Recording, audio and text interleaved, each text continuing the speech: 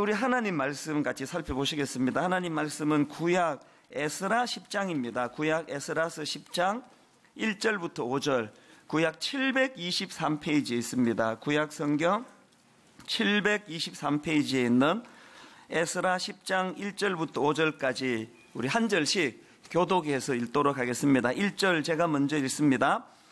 에스라가 하나님의 성전 앞에 엎드려 울며 기도하여 죄를 자복할 때에 많은 백성이 크게 통곡하며 이스라엘 중에서 백성의 남녀와 어린아이의 큰 무리가 그 앞에 모인지라. 엘람 자손 중 여일의 아들 스가냐가 에스라에게 이르되 우리가 우리 하나님께 범죄하여 이 땅 이방 여자를 맞이하여 아내로 삼았으나 이스라엘에게 아직도 소망이 있나니 곧 내 주의 교훈을 따르며 우리 하나님의 명령을 떨며 준행하는 자의 가르침을 따라 이 모든 아내와 그들의 소생을 다 내보내기로 우리 하나님과 언약을 세우고 율법대로 행할 것이라. 이는 당신이 주장할 일이니 일어나소서 우리가 도우리니 힘써 행하소서 하니라. 같이 읽습니다. 이에 에스라가 일어나 제사장들과 레위 사람들과 온 이스라엘에게 이 말대로 행하기를 맹세하게 하며 무리가 맹세하는지라. 아멘.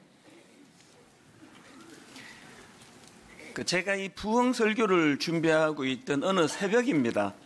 이제 인터넷으로 그 책을 한 건 이제 주문할 일이 생겨서 이제 어느 인터넷 서점으로 들어갔습니다. 그래서 이제 그 책을 주문하려고 보니까 그 인터넷 서점 사이트에 그 책을 이제 그 선전하려고 만든 것 같아요. 그 짧은 그 강의 한 편이 올라가 있더라고요. 그 제가 이제 잠깐 그 주문하는 걸 멈추고 그 강의를 제가 들었더니 거기에 그 달콤한 인생이라는 영화에 나오는 그 짧은 나레이션 한 편을 거기다 소개를 하는데 제가 그 짧은 나레이션이 그날 제 마음을 먹먹하게 만들었습니다. 그 내용이 이렇습니다. 어느 깊은 가을밤 잠에서 깨어난 제자가 울고 있었다. 그 모습을 본 스승이 기이하게 여겨 제자에게 물었다. 무서운 꿈을 꾸었느냐? 아닙니다. 슬픈 꿈을 꾸었느냐? 아닙니다. 달콤한 꿈을 꾸었습니다. 그런데 왜 그리 슬피 우느냐? 제자는 흐르는 눈물을 닦으며 나지막히 말했다. 그 꿈은 이루어질 수 없기 때문입니다. 제가 그 새벽에 딱 요 나레이션을 듣는 순간에 왜 마음이 먹먹해졌느냐 하면은 오늘 한국교회 안에 그 신음소리 같은 그 패배주의, 이제 한국교회는 부흥이 안 된다. 한국교회는 부흥이 끝났다. 이제 한국교회는 이제 침체기가 왔다. 끊임없이 들려지는 이 가슴 아픈 이 교회 안에 있는 이 우울하고 어두운 이 패배의식의 소리들이 난무하는 그 현실이 이 시하고 이렇게 딱 겹쳐지니까 내가 책을 주문하러 갔다가 그 책을 주문하는 일이 더 진행이 안 되고 그 자리에서부터 제 마음이 참 아프고 슬프고 또 먹먹한 것을 경험을 했습니다. 무서운 꿈을 꾸었느냐? 아닙니다. 슬픈 꿈을 꾸었느냐? 아닙니다. 달콤한 꿈을 꾸었습니다. 그런데 왜 그리 슬퍼하느냐? 제자는 흐르는 눈물을 닦으며 나지막히 말했다. 그 꿈은 이루어질 수 없기 때문입니다. 이게 오늘 교회의 현실을 보여주는 것 같아서 저 같은 목회자나 수많은 성도들의 그 신음소리, 그 낙심을 대변하는 것 같아서 그래서 제가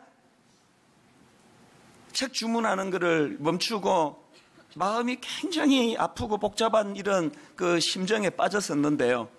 그날 그 새벽에 주님께서는 참 저를 불쌍하게 보시고 이런 저를 위로하시느라 이 위로가 되는 찬송가에 있는 찬양 하나를 저에게 떠올려 주셨습니다.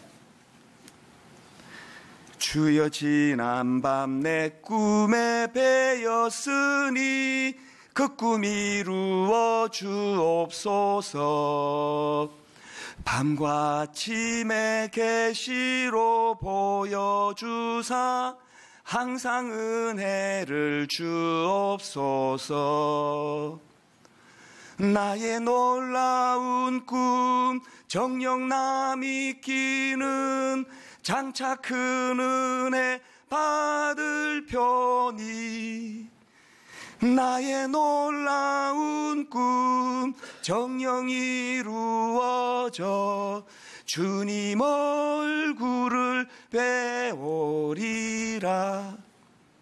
제가 그 새벽에 이 찬양 가사가 제 마음에 울림이 되는데요, 특히나 이 후렴에 나와 있는 이 가사요, 나의 놀라운 꿈 정녕 나 믿기는 장차 큰 은혜 받을 편이, 그 다음에 보니까 나의 놀라운 꿈 정녕 이루어져, 나의 놀라운 꿈 정녕 이루어져 주님 얼굴을 배우리라. 이 찬양 가사가요, 왜 그리 슬피 우느냐? 그 꿈은 이루어질 수 없기 때문입니다. 그 눈물을 흘리는 제자의 모습하고 이 찬양 가사가 겹쳐지면서 그날 제가 많은 생각을 했습니다. 여러분, 오늘 이 시대, 이 세상이 우리에게 던져주는 게 뭡니까? 이 찬양 3절 가사를 보니까요, 세상 풍조는 나날이 변하여도 나는 내 믿음 지키리니. 그 다음 보십시오. 인생 살다가 죽음이 꿈 같으나 오직 내 꿈은 참되리라. 이 나날이 변하는 이 세상 풍조는요, 우리를 어디로 끌고 갑니까? 맨 마지막에 끌고 가는 것은 허무주의예요. 허망이에요. 손에 잡히는 게 없는 거 아닙니까? 세상 풍조는 나날이 변하여도 나는 내 믿음 지키리니. 인생 살다가 죽음이 꿈 같지만 그러나 오직 내 꿈은 참되리라. 왜? 이 꿈을 주관하시는 예수 그리스도가 계시기 때문에. 제가 그 새벽에 혼자 마음도 아팠고 슬펐고 그러면서 또 참 많은 은혜를 받았습니다. 제가 부흥 설교 첫날에 말씀드린 것처럼 부흥이라는 게 그저 숫자 조금 늘어나는 거, 부흥이라는 게 그저 교회에 조금 어려움이 있다가 그 문제가 풀려지는 거, 이게 부흥이 아니라 그랬습니다. 인간의 눈으로 보기에는 절망이에요. 이 끝이에요. 회복이 어렵습니다. 이제 우리는 더 이상 희망이 없습니다. 그런 상태가 회복이 되는 거, 이게 부흥이라고 말씀드렸고요. 더 중요한 게 뭡니까? 부흥을 주관하시는 분은 하나님이시라는 거. 제가 그 새벽에 그 짧은 영상에서 나왔던 그 허망한 제자의 그 꿈은 이루어질 수 없기 때문입니다라는 그 한마디 말 속에 이게 오늘 우리 시대라고 한다면 하나님, 지금이야말로 하나님이 일하실 하나님의 부흥이 필요한 줄로 믿습니다. 왜 부흥 시리즈 설교를 제가 하기로 마음을 먹었겠습니까? 저는 그 새벽에 하나님이 저에게 주셨던 그 은혜, 이 뜨거운 마음을 담아서 오늘 말씀으로 풀어내기를 원하는데요. 오늘 본문 말씀을 보면은 이 배경이 이렇습니다. 이스라엘 백성들이 이제 바벨론의 포로로 끌려가는 비참한 역사를 경험하는데 하나님의 기적 같은 은혜로 이제 해방이 돼가지고 자기 조국으로 귀환하는 꿈 같은 일이 벌어집니다. 총 3차에 걸쳐가지고 1차, 2차, 3차 그렇게 이제 이스라엘 백성들이 조국으로 귀환을 하는데요. 오늘 본문은 그 중에서 이제 제사장입니다. 이 지도자 에스라 제사장을 중심으로 한 2차 귀환, 이 두 번째 귀환하는 백성들에게서 일어난 일들을 지금 담고 있는데 거기에 지금 엄청난 부흥 운동이 일어난 것입니다. 왜 이런 일들이 필요했느냐? 에스라 9장 1절 2절 한번 보십시오. 이 일 후에 방백들이 내게 나와 이르되 이스라엘 백성과 제사장들과 레위 사람들이 이 땅 백성들에게서 떠나지 아니하고 가나안 사람들과 헷 사람들과 브리스 사람들과 여부수 사람들과 안몬 사람들과 모압 사람들과 애굽 사람들과 아모리 사람들의 가정한 일을 행하여 그들의 딸을 맞이하여 아내와 며느리로 삼아 거룩한 자손이 그 지방 사람들과 서로 섞이게 하는데, 귀환한 제사장 에스라에게 너무너무 가슴 아픈 이야기가 들려지는 거예요. 귀환한 이스라엘 백성들이 하나님의 선민이라는 그 사람들이 그 악한 이방인들에게 참 생명의 빛을 가지고 소금과 같은 역할을 해서 악한 그들을 회복시키는 게 아니라 도로 이스라엘 백성들이 그 수많은 이방인들의 악한 행실에 영향을 받아가지고 그렇게 지금 타락하고 변질된 그런 짓을 하고 살아간다는 겁니다. 이제 이런 것들로 시작해가지고 이제 어떤 부흥 운동이 일어나는가를 쭉 담고 있는 게 이제 이 에스라서인데요. 저는 오늘 본문 말씀을 이렇게 묵상을 하다가 깨달은 게 뭐냐 하면은요, 이 부흥과 관련해서 뭘 깨달았느냐 하면, 이 부흥이란 것은 이 영향력 확산의 문제라는 겁니다. 무슨 말씀인지 아시겠습니까?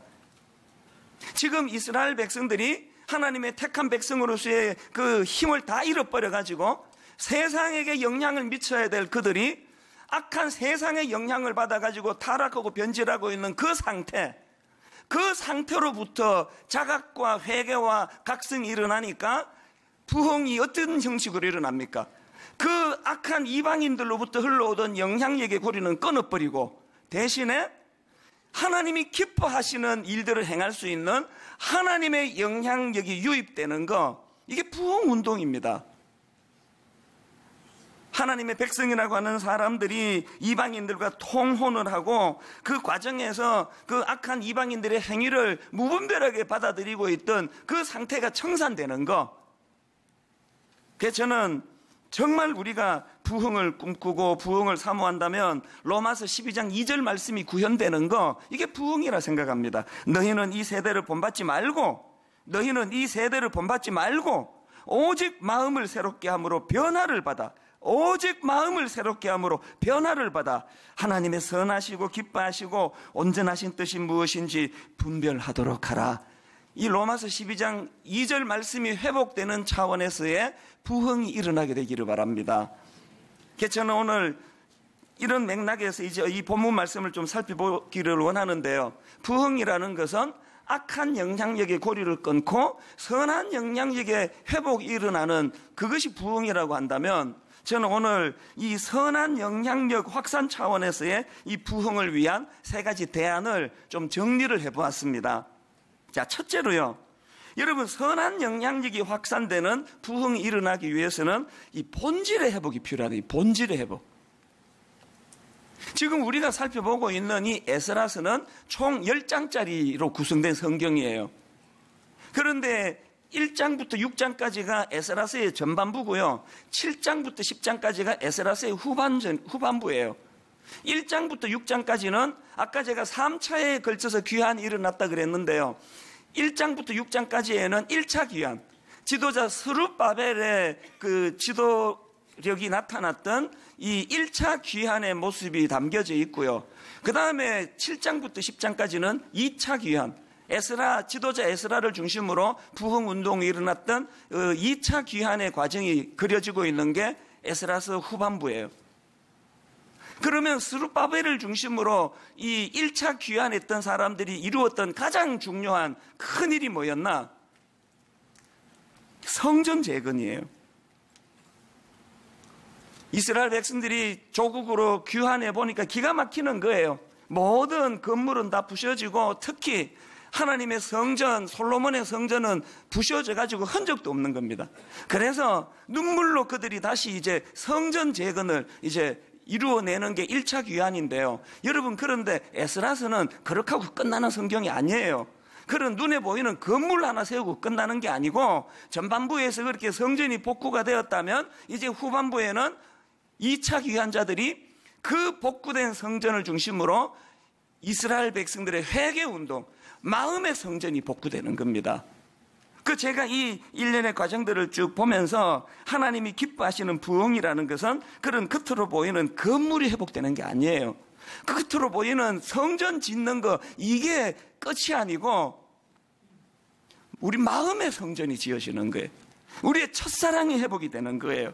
약한 생활을 끊어버리고 하나님의 자녀로 돌아가고자 하는 각성운동이 일어나는 것까지, 이게 왜 가슴이 아프냐?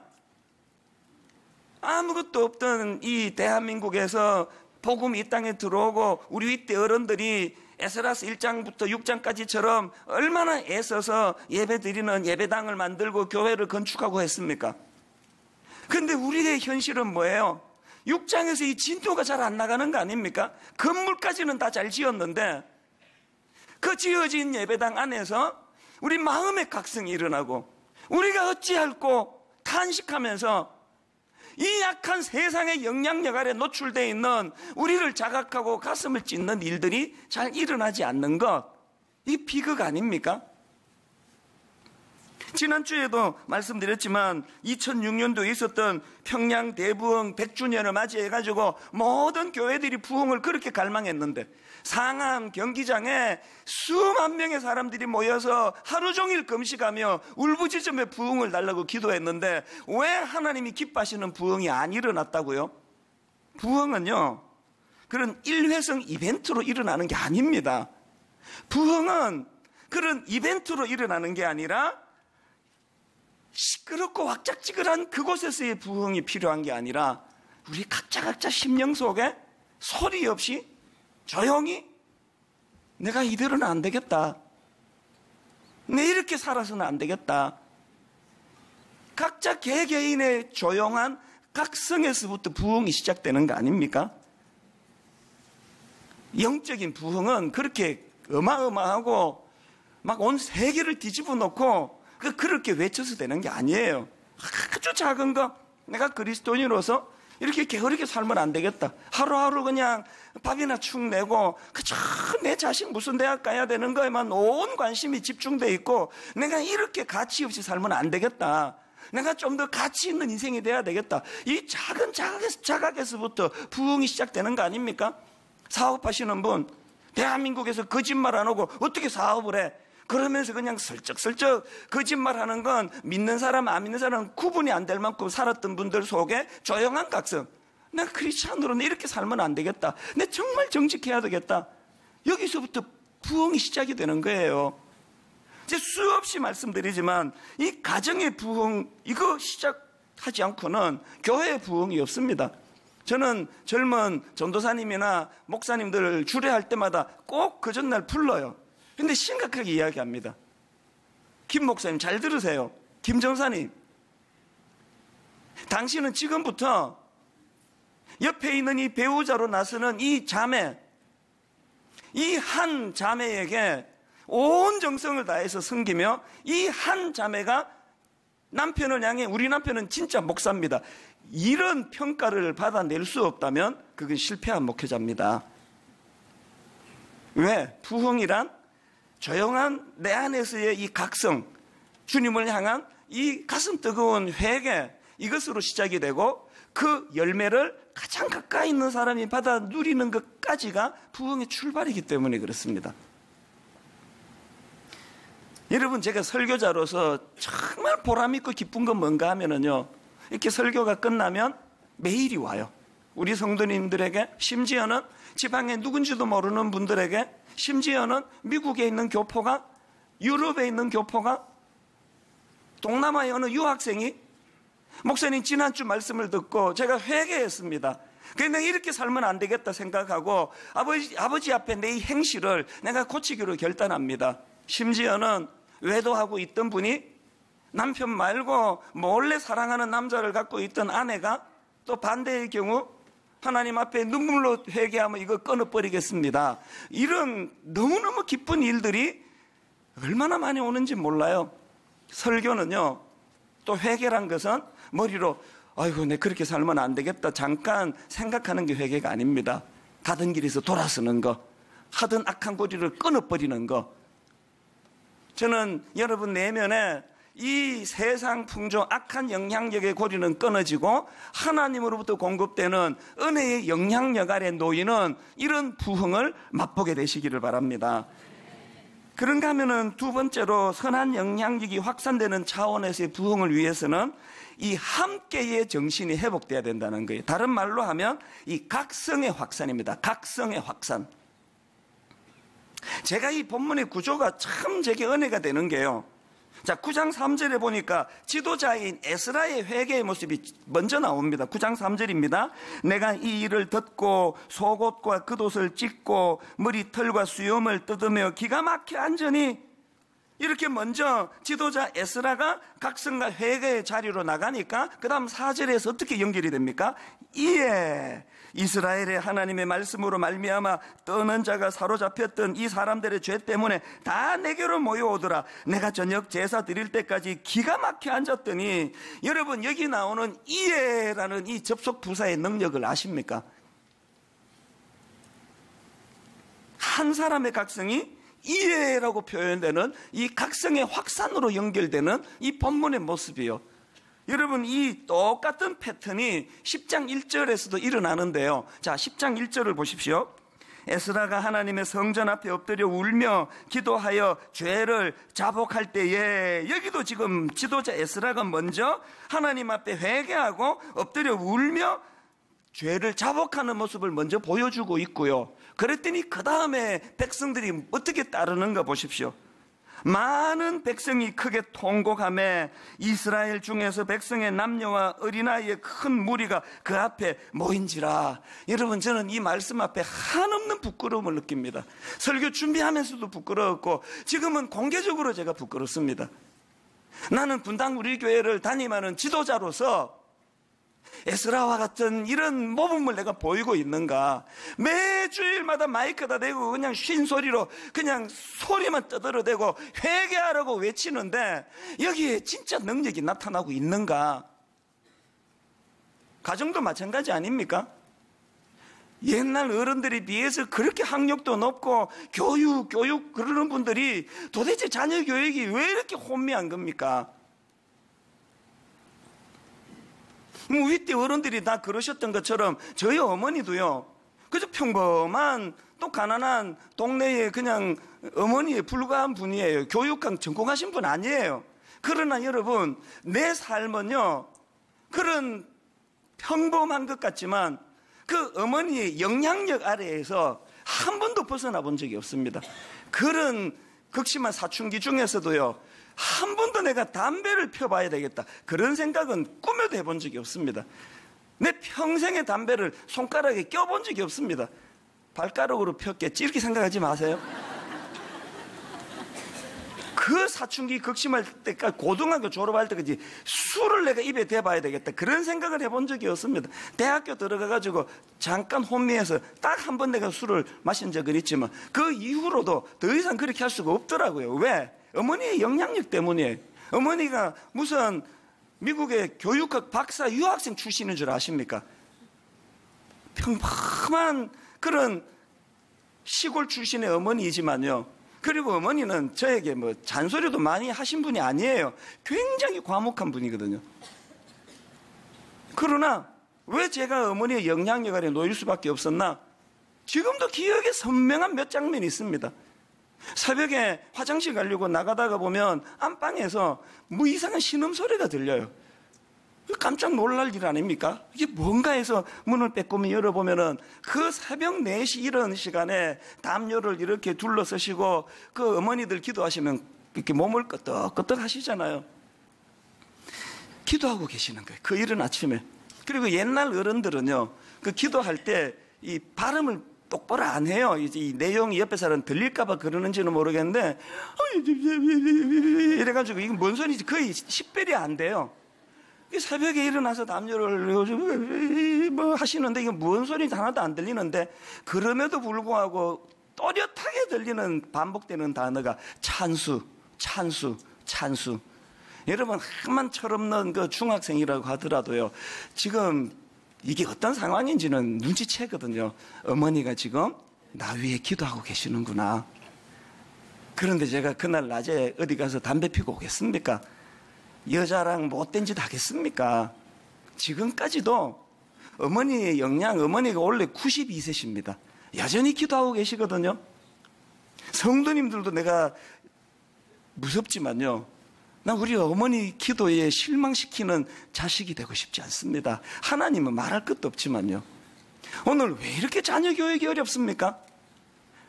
본문에서 에스라가 보여주는 이 함께의 정신, 다른 말로 뭐라 그랬습니까? 이 각성의 확산, 이게 어떻게 가능했나? 에스라가 그냥 타락한 백성을 운동장에 모아놓고 교장 선생님 훈시하듯이 정신 차리라고 소리 지른 그런 교육이 아니었습니다. 지도자인 그가 먼저 가슴을 찢으며 하나님 앞에 통곡하며 회개의 역사를 지도자가 먼저 보여주니까 백성들이 저절로 그렇게 따라오는 거예요. 저는 분당 우리 교회의 비극이, 한국 교회의 비극이 이런 에스라 같은 지도자가 없는 것 때문은 아닐까 많이 자책을 하고 있습니다. 여러분 가정에 각성의 확산이라는 진짜 부흥이 일어나기를 원하십니까? 부모님이 말로 훈계하는 교훈이 아니라 부모가 가슴을 찢으며 하나님 앞에 회개하는 모습을 자녀들에게 보여주는 교육이 일어나게 되기를 바랍니다. 여러분 지난주에 제가 야곱을 사례로 이 부흥이란 것은 다름 아닌 이 나로부터 시작되는 것이다, 그것을 제가 설교를 해드렸다면요, 오늘의 포인트는 뭐냐? 나로부터 시작되는 것이 부흥임을 자각하는 것도 중요하지만 더 중요한 것은 나로부터 시작된 부흥이 나로부터 그렇게 하다가 끝나면 그 부흥이 아니에요. 나로부터 시작된 이 부흥이, 이 각성이 확산되는 거예요. 흘려보내는 거예요. 본문에 에스라가 보여주는 것처럼. 여러분 이번 여름에 제가 이 겨울나무 이야기를 몇 차례나 해드리지 않았습니까? 지난주 같으면은 체감 온도가 막 27도, 28도 되는 그 혹한 속에서도 겨울나무가 버티면서 봄을 꿈꾸는 것처럼 아무리 추워도 봄은 반드시 온다. 이 나무들의 버팀 때문에 봄은 오게 되어 있다는 말씀을 몇 번 드렸는데 그것보다 더 중요한 게 뭔지 아십니까? 여러분 나무 한 그루가 각성해서 봄을 기다린다고 봄은 오지 않습니다. 이런 차원에서 저는 성공회대 신영복 교수님을 참 이런 면에서 저는 존경하는데요, 저는 이분이 쓴 책이 참 좋습니다. 이분이 쓴 책 중에 제목 중에 하나가 더불어숲. 제목 안에 이 저자가 뭘 말하고 싶은지 다 담겨 있는 거 아닙니까? 또 신영복 교수님이 쓴 책 중에 비슷한 제목이 또 있습니다. 여럿이 함께 숲으로 가는 길. 여러분 그 더불어 숲이라는 그 책에 보면은 저자가 이런 표현을 씁니다. 우리 더불어 숲이 되어 지키자. 나무 한 그루 각성하는 게 포인트가 아닙니다. 우리 함께, 더불어 함께. 그 지도자 에스라의 각성이 확산되는 이런 아름다운 함께의 정신. 저는 뭐 찬양을 원래 좋아합니다만 개척 초기부터 좋아했던 찬양이 또 하나 있습니다. 저 장미꽃 위에 있을 아직 맺혀 있는 그때에. 여러분 이 찬양은요 한편의 시예요, 시. 이 찬양을 부르면 막 머릿속에 찬양 가사가 그림이 그려져요. 저 장미꽃 위에 있을 아직 맺혀 있는 그때에 귀에 은은히 소리 들리니 주 음성 분명하다. 후렴이 어떻게 연결이 됩니까? 주님 나와 동행을 하면서 나를 친구 삼으셨네. 결론, 우리 서로 받은 그 기쁨은 알 사람이 없도다. 이게 신앙생활이에요. 이게 여기서 우리는 주님과 나 이야기하는 거 아닙니까? 주님이 나와 동행을 하시면서 나를 친구 삼으셨기 때문에 그 영적인 동산에 주님과 함께 거닐면서 우리 서로 받은 그 기쁨은 알 사람이 없도다. 이 신앙생활이에요. 저는요 이렇게 설교 준비해서 여러분 앞에 설교할 때도 너무너무 기쁜데요, 이 순간보다 더 기쁜 게 뭔지 아십니까? 저의 새벽 시간이에요. 고요한 새벽에 주님과 독대하며 주님의 말씀을 묵상하며 주님과 더불어 함께 동행할 때 우리 서로 받은 그 기쁨은 알 사람이 없도다. 이 신앙생활의 묘미예요. 그러나 여러분 그렇게 하고만 끝내는 게 신앙이 아니에요. 1차적으로 우리 서로 받은 그 기쁨에 우리는 주님과 나를 가리키는 우리지만 이 은혜를 받았던 우리가 해야 되는 것은 흘려보내는 우리예요.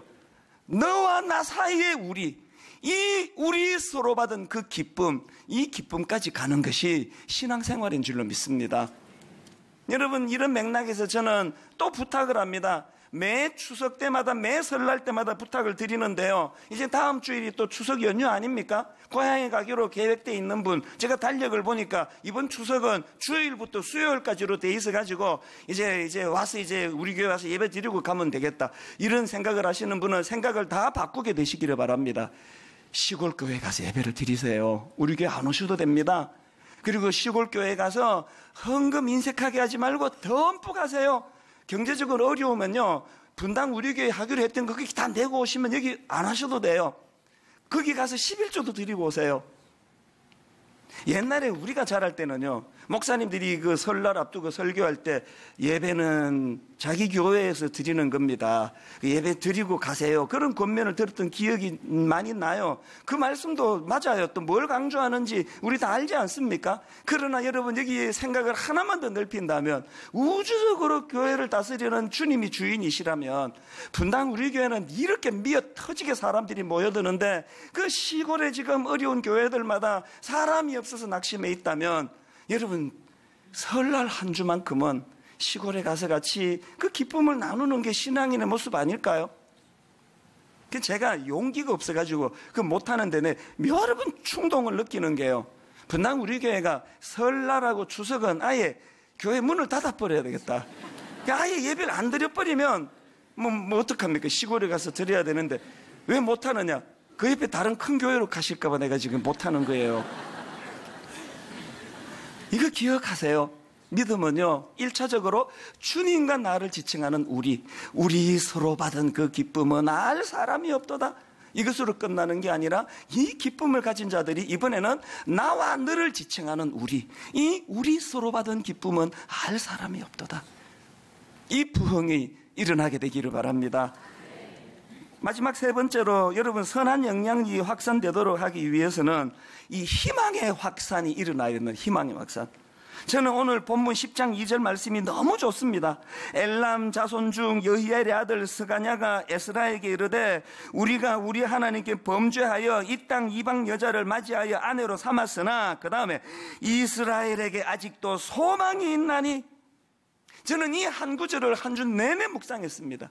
이스라엘에게 아직도 소망이 있나니, 분당 우리 교회에 아직도 소망이 있나니, 한국 교회에 아직도 소망이 있나니, 어려움을 당하고 있는 수많은 가정 낙심의 눈물을 잃은 심령마다 그 가정에 아직도 소망이 있나니. 여러분, 이런 일이 어떻게 가능하다고요? 왜 우리는 이렇게 낙심해 있느냐고요? 긍정심리학이라는 책으로 유명해진 마틴 셀리히만이라는 그 심리학자를 아마 아실 줄 믿습니다. 이 마틴 셀리히만은요, 학습된 무력감, 이런 용어를 만든 분이에요. 이 학습된 무력감은 어디서 나왔는가 하면은요, 이 심리학자 셀리히만이 개를 24마리를 가지고요, 이제 8마리, 그래서 이제 A그룹, B그룹, C그룹으로 나눕니다. 그리고 이제 어떤 실험을 하는가 하면, 이 첫 번째 그룹의 개들에게는 이제 전기 충격을 가하면서, 이제 막 전기 충격으로 이 개가 고통스러울 때 그 코로 자기 앞에 있는 그 전구, 그 조작기를 이 개가 코로 누르면은 전기 흐름이 끊어지도록 그렇게 해놓은 거예요. 그래서 이제 이 A그룹 개들에게 전기가 흐르니까 너무너무 고통스러운데, 그 코를 가지고 앞에 있는 조작기를 누르니까 이제 전기가 더 이상 안 흐르는 거예요. 이게 A그룹이에요. B그룹이 가장 비참한데요, 두 번째 그룹의 개들에게는 똑같이 몸에 고통스러운 전기를 흘려보내면서 앞에 있는 조작기를 아무리 눌러도 전기가 끊어지지 않도록 하고 또 몸을 묶어둡니다. 그래서 이제 이 개가 전기 충격으로 고통하는데 막 앞에 있는 조작기를 아무리 코로 눌러도 고통이 없어지지 않는 거예요. 이게 B그룹이에요. C그룹은요, 전기 고통을 안 가하는 게 C그룹이에요. 대박이에요, 이 C그룹이. 이렇게 이제 오래 실험을 하고요, 만 24시간이 지나가지고 이 개들에게 똑같은 환경에 이제 그 실험실로 데리고 가는데요, A, B, C 똑같이 주는 게 뭐냐, 전기의 충격을 줘요. 그리고 이제 그 턱을 나지막하게 만들어 가지고 언제든지 그 턱을 넘어 도망갈 수 있도록 이렇게 장치를 해놓고 전기 충격을 가했습니다. 그랬더니요, 이 A그룹, 어제 자기가 전기가 왔을 때 자기가 막 코로 이것을 누르니까 전기가 그치는 걸 경험한 이 개는 전기 충격이 가하니까 그 낮은 턱을 확 넘어서 도망가 버리는 거예요. C그룹도 마찬가지. 아예 전기 충격이 뭔지도 모르던 이 개가 전기 충격이 오니까 바로 낮은 턱을 넘어 도망가 버리는 거예요. 불행한 건 B그룹이에요. 아무리 전기가 가해지는데 아무리 코를 가지고 그 조작기를 두드려도 풀리지 않았던 이 개들은요, 뛰어넘어가면은 도망갈 수 있는데 시도를 하지 않는 거예요. 그 모든 고통을 감내하고 무기력하게 웅크려 있는 거예요. 그러면서 나온 용어가 학습된 무력감입니다. 여러분, 이 두 번째 그룹의 개가 왜 그렇게 무기력하게 그 고통을 감내하고 있을까요? 이 개들 머릿속에 담겨져 있는 생각이 뭡니까? 나는 이 전기 충격에 대해서 아무것도 할 수 없는 존재다. 내가 아무리 노력을 해도 이 전기 충격으로부터 벗어날 수 없다. 이 생각으로 차 있는 상태, 이게 학습된 무력감이에요.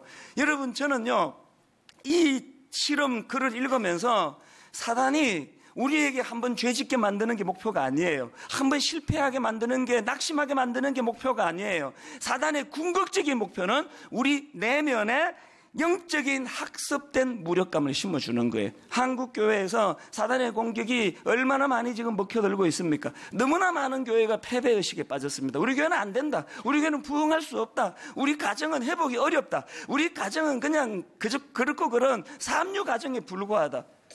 여러분, 이렇게 학습된 무력감에 빠진 수많은 하나님의 사람들에게 성령님께서 그렇지 않다는 것을 깨우쳐 주시는 자각, 이것이 부흥인 줄로 믿습니다.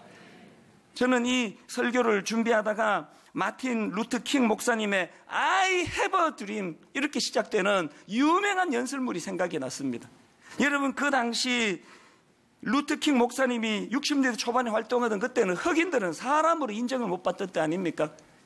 루터 킹 목사님의 인권 운동에 얼마나 많은 암살 위협이 있고 협박이 있고 그랬겠습니까?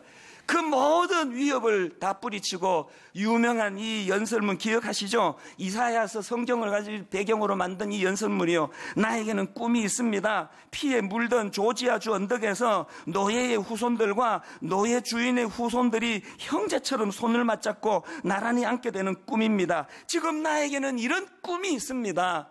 오늘 이 본문의 말씀을 제가 묵상하고 또 그 심리학자 아히드만이 만들었던 그 실험, 학습된 무력감이라고 하는 그 실험을 제가 보면서 루터 킹 목사님이 생각났습니다. 왜 이 목사님에게는 학습된 무력감이 없었을까?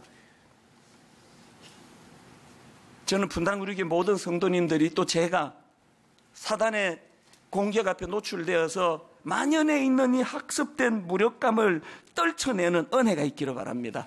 정말 이런 은혜를 여러분이 원하신다면요, 이사야 43장 18절 19절을 잊으시면 안 됩니다. 그래서 이번 주에 암송 9절입니다. 이 말씀을 한번 묵상해 보세요. 외우는 게 목표가 아니에요. 깊이 한번 묵상해 보세요. 너희는 이전 일을 기억하지 말며 옛날 일을 생각하지 말라. 보라, 내가 새 일을 행하리니 이제 나타낼 것이라. 너희가 그것을 알지 못하겠느냐? 반드시 내가 광야의 길을 사막에 강을 내리니. 이 말씀이 왜 중요합니까? 부흥의 주체는 하나님이시기 때문이에요. 나는 무기력하지만, 나는 학습된 그 강아지처럼 어쩔 줄 몰라 하는 무기력한 존재지만 일하시는 하나님, 그런가 하면 정말 학습된 무기력감으로부터 벗어나기를 원하신다면 여러분, 오늘 기억해야 될 게 하나 더 있습니다. 10장 2절에 나오는 이스라엘에게 아직도 소망이 있나니, 이 말씀 바로 그 다음 나오는 3절을 보십시오. 곧 내 주의 교훈을 따르며 우리 하나님의 명령을 떨며 준행하는 자의 가르침을 따라 이 모든 아내와 그들의 소생을 다 내보내기로 우리 하나님과 언약을 세우고 율법대로 행할 것이라. 여러분, 정말 하나님이 일하시는 능력자심을 믿으신다면 그 하나님이 싫어하시는 일들을 청산하는 회개 운동이 일어나게 될 줄로 믿습니다. 그들이 통혼과 그 악한 이방인들의 행실에 영향을 받아 물들었던 그들의 행실을 회개하고 끊어내는 여기서부터 부흥이 시작된다고 한다면 분당 우리 교회 안에 회개 운동이 일어나게 되기를 바랍니다. 결론을 맺으려고 합니다. 이 부분은 다음 주일날 제가 다시 더 거론하게 될 텐데요. 이제 저는 다음 주일부터 좀 더 구체적으로 이 부흥의 요소들에 대해서 한 항목 한 항목씩 살펴보기를 원하는데, 우리가 기억해야 되는 게 뭡니까? 부흥은 주체자 되시는 하나님이 일하시는 것이다. 그래서 매 설교 때마다 스가랴 4장 6절 말씀, 이 말씀 읽어드리고 말씀을 마무리하겠습니다. 그가 내게 대답하여 이르되 여호와께서 스룹바벨에게 하신 말씀이 이러하니라. 만군의 여호와께서 말씀하시되 이는 힘으로도 되지 아니하며 능력으로 되지 아니하고 오직 나의 영으로 되느니라. 그가 내게 대답하여 이르되 여호와께서 스룹바벨에게 하신 말씀이 이러하니라. 만군의 여호와께서 말씀하시되 이는 힘으로 되지 아니하며 능력으로 되지 아니하고 오직 나의 영으로 되느니라. 다시는 우리 입술에서 여러분 그 울고 있는 제자가 했던 그 말, 무서운 꿈을 꾸었느냐? 아닙니다. 슬픈 꿈을 꾸었느냐? 아닙니다. 그런데 왜 그리 슬피 우느냐? 그 꿈은 이루어질 수 없기 때문입니다. 이런 신음소리가 우리 입술에서 나오지 않기를 주님 이름으로 축원합니다. 여러분, 우리 아까 제가 불렀던 그 찬송가 490장이요. 주여 지난밤 내 꿈에 배었으니 그 꿈 이루어 주옵소서. 나의 놀라운 꿈 정녕 남의 끼는 장차 큰 은혜 받을 편이. 아버지, 내 꿈은 이루어질 수 있습니다. 주님이 내 꿈을 이루어 주실 줄 믿습니다. 가사를 생각하시면서 이렇게 찬양합니다. 주여 지난밤 내 꿈에 배었으니 지난밤 내 꿈에 배었으니 그 꿈 이루어 주옵소서. 밤과 아침에 계시로 보여주사 여러분 이 감격이요 항상 은혜를 주옵소서.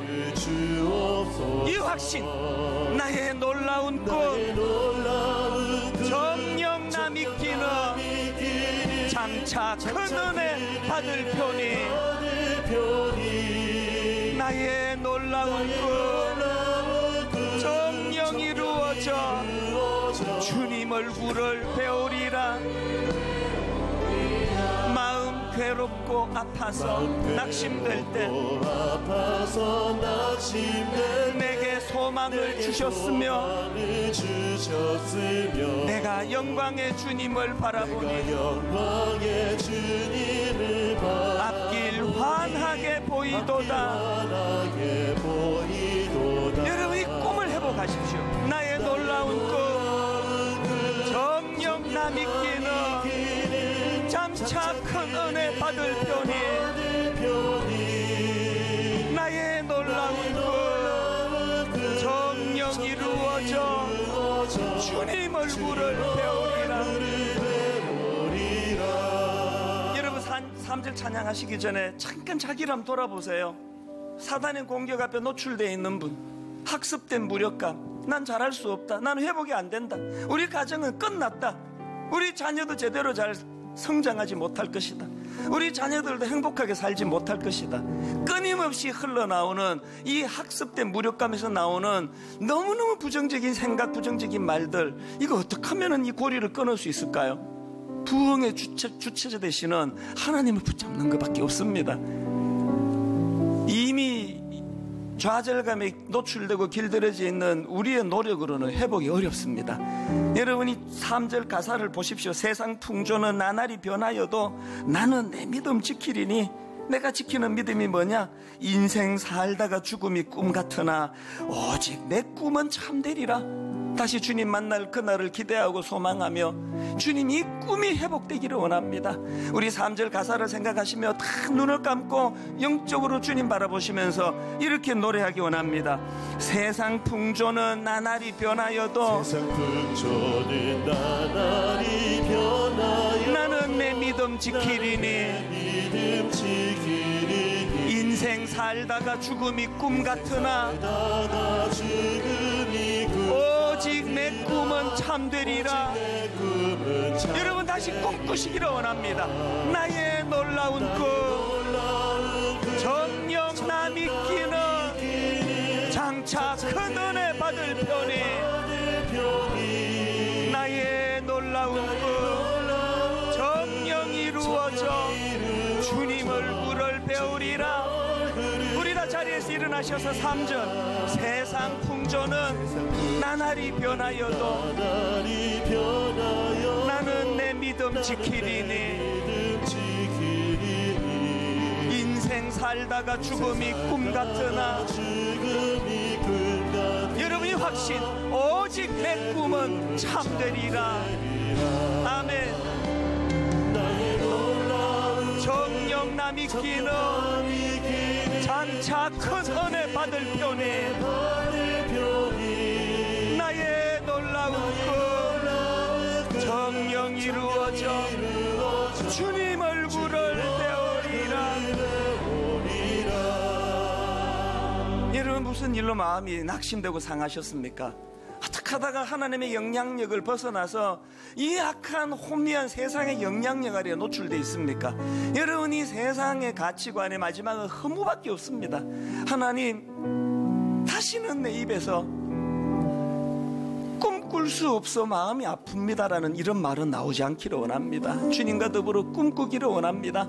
우리 같이 소리 높여 같이 기도할 때 하나님 부흥을 주시기 원합니다. 하나님의 영향력 아래 놓이는 꿈, 잃어버린 꿈을 회복하는 하나님의 능력을 맛보는 꿈, 이 꿈을 주시기를 갈망하며 우리 통성으로 같이 기도하시겠습니다. 살아계신 하나님 아버지, 예배 가운데 일하신 하나님, 에스라가 그가 먼저 주님 앞에 회개하고 통곡하며 주님 앞으로 나아갔을 때에 이에 백성들이 그 모습을 보고 회개의 자리로 나왔던 것처럼 종으로부터 부흥이 일어나기를 원합니다.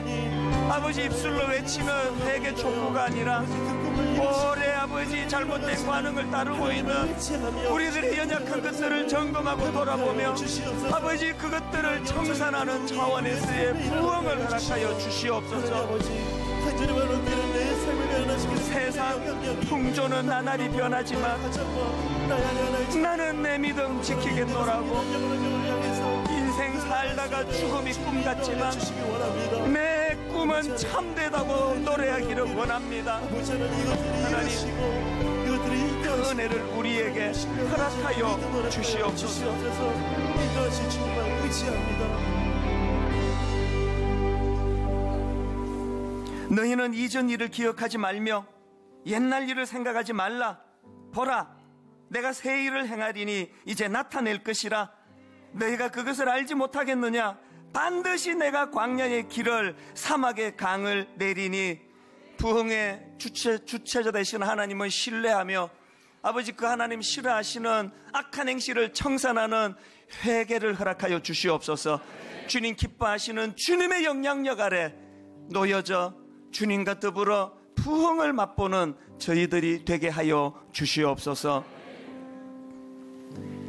우리 주 예수 그리스도의 은혜와 하나님 아버지의 다함없는 사랑과 성령님의 감동, 감화, 위로, 교통, 충만하심의 역사가 오늘 주신 말씀 내게 힘이 되고 용기가 되어 악한 행실을 청산하고 하나님의 영향력 아래로 들어가 하나님이 주도하시는 부흥을 맛보기로 결단하며 예배하는 모든 주의 자녀들 머리 위에 지금부터 영원토록 함께 하시기를 간절히 축원하옵나이다.